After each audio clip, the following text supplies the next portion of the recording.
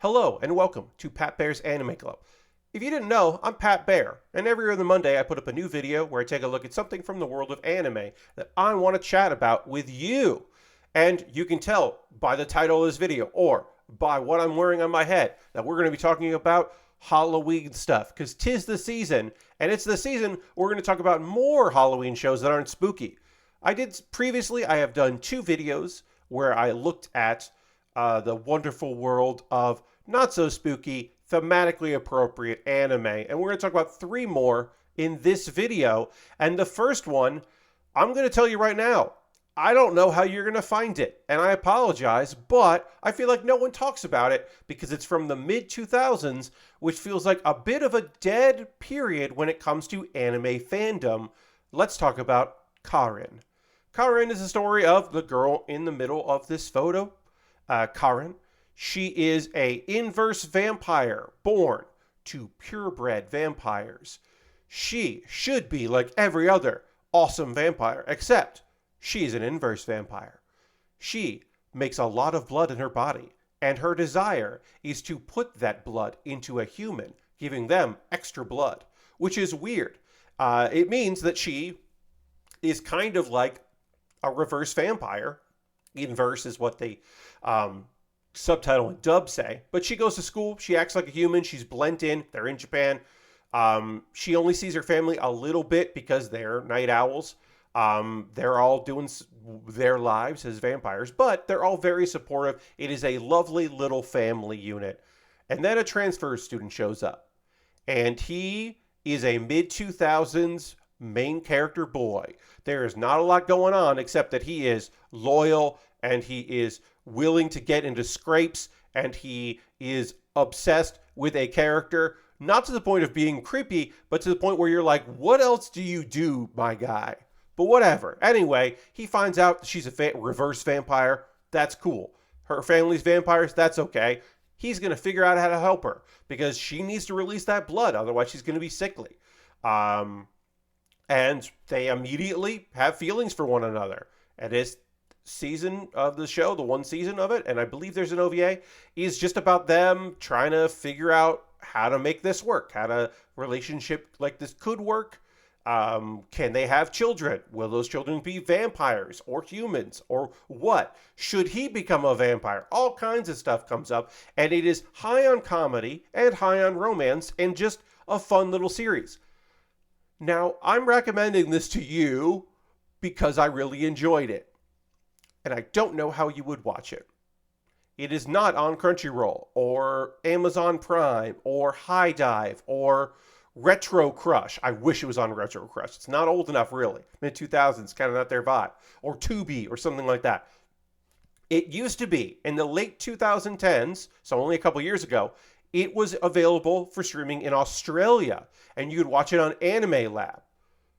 But Funimation owned Anime Lab and eventually rebranded under Sony's directive, because Sony owns Funimation, as Funimation Australia, or ANZ, I believe, and then just absorbed it into Funimation, and then it wasn't available anymore. And then, of course, Crunchyroll and Funimation merged when Sony bought Crunchyroll, and you just can't watch Karin anywhere easily. There was a dub. It was available on DVD. You could probably track the DVDs down. If you want to watch this show, my recommendation would be to figure out a way to do so. I believe in you. You can find it. It's out there. And it's really fun. And maybe there's a future video for Pat Baer's Anime Club where we talk about shows that don't have, that aren't available for streaming that I wish were. That might be something. Yeah, I made a note of it. I'm going to make a note of it, I should say. Let's move from vampires, which are always plentiful in anime, to another fairly plentiful, but again, a little bit of a different take. Let's talk about Zombieland Saga.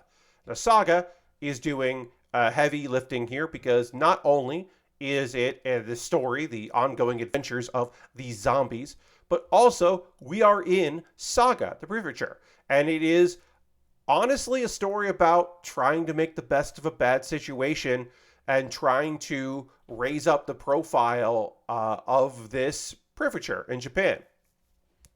It is a story of 6 young ladies from various eras who have all been raised up as zombies to be the ultimate idol group, from an aspiring idol to one that lived that dream to a biker gang member to, or leader, I should say, all the way down to a girl that had, risen to fame in her own different style of music performance.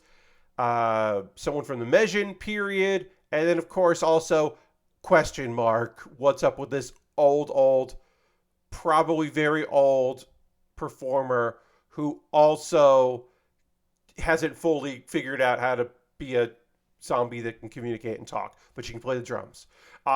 It's very funny. The music is great. It's a variety. I am not the biggest Idol series fan, but I enjoyed this one thoroughly because it's got a lot of humor and so much heart. It's oozing with heart. It is a wonderful little series.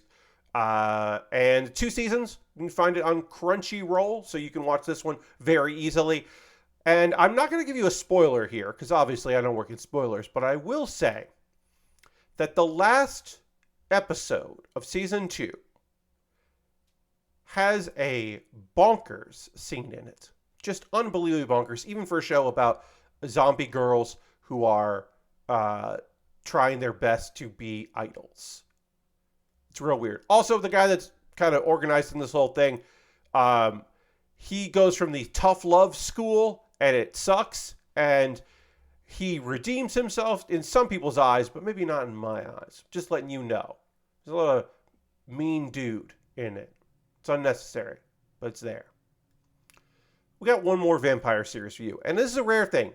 I'm going to recommend a show that I didn't finish watching, which is weird, because usually I'm telling you about things and telling you to check these things out. They are shows that mean something to me. I never finished Call of the Night, a romance series, a coming-of-age story, a vampire-centric tale of high school determination and figuring out who you are. Call of the Night aired fairly recently. It's on High Dive if you like to stream it. I picked a screenshot from the opening because the purples in this show are unbelievable. I would say watch it for just the unbelievable colors. Just incredible looking show.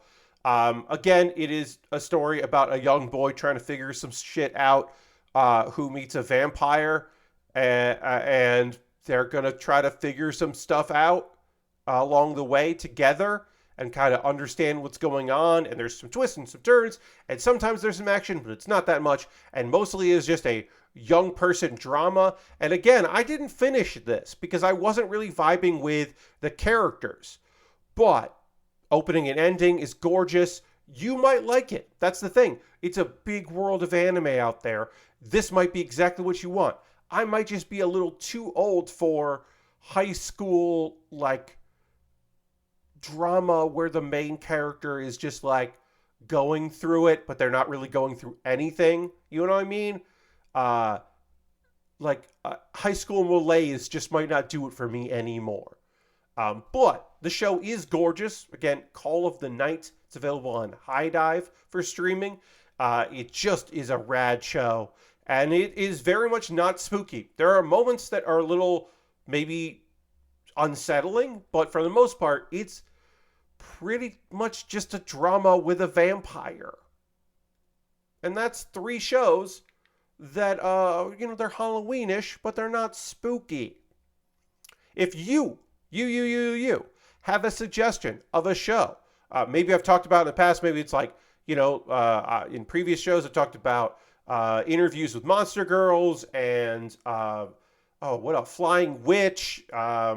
I've talked about a bunch of different shows that aren't really spooky. And then I've also talked about, like, Alone, and I've talked about more actual disturbing, spooky kinds of shows for Halloween. But yeah, let me know in the comments below if there are any videos, or series, I should say, that hit you, that you're like, oh, well, this is a fun monster one. I've always enjoyed this for vampires or zombies, or here's a show about a Frankenstein that's very fun. You should check that out. Let me know. It's always fun to hear from you about shows that maybe fit in this category. Are you going to be watching and trying to watch any of these? Let me know. And of course, if you have any ideas for future videos, I think my next one might just end up being me talking about anime shows that I wish were easily available, maybe even from the 2000s or just in general. That could be the next episode. But if you have any ideas for topics that you'd like to see covered, maybe you want me to do another thing about light novels or visual novels or whatever, or do you want recommendations for this season? Because I've watched a bunch of shows. I could do a recommendations video.